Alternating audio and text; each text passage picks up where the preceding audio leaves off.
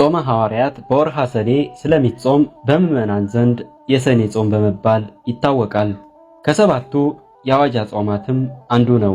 እንኳን ለብርሃነ ዕርገቱ በሰላምና በጤና አደረሰን አደረሳችሁ። አረገ በስባት አረገ በልልታ።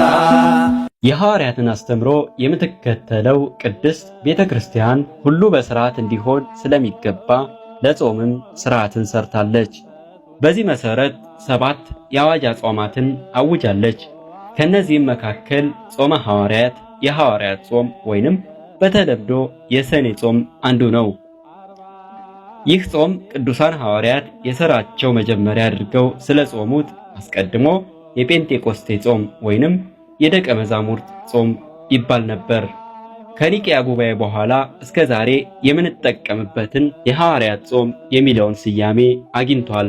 አባቶቻችን እንደሰማነው እንደተማርነው ትውፊቱ ከመጽሐፍቱ እንዳነበብነው እየጾምነ። የሰኔ ጾም የክርስቲያኖች ሁሉ ወይንስ የቄሶች ብቻ? የሐዋርያትን ጾም አንዳንዶች የቀሳውስት ጾም ሲሉት ይሰማል። ይህም ከአሰያየሙ ጋር የተያያዘ ብጅታን በመጠቀም ላለመጾም የሚፈልጉ ወገኖች ያመጡት አስተሳሰብ ነው። የሐዋርያት ጾም የእኛም ጾም ነው። ሐዋርያው ቅዱስ ጳውሎስ በሐዋርያትና በነቢያት መሰረትነት ታነጻችኋል እንዳለ በሐዋርያት መሰረትነት ላይ ለታነጽን ለኛ ለክርስቲያኖች የሐዋርያት ጾም የእኛም ጾም ነው።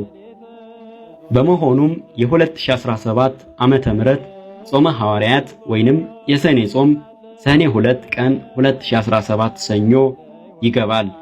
የሚፈታውም ሐምሌ 5 ቀን 2017 ዓመተ ምህረት ነው።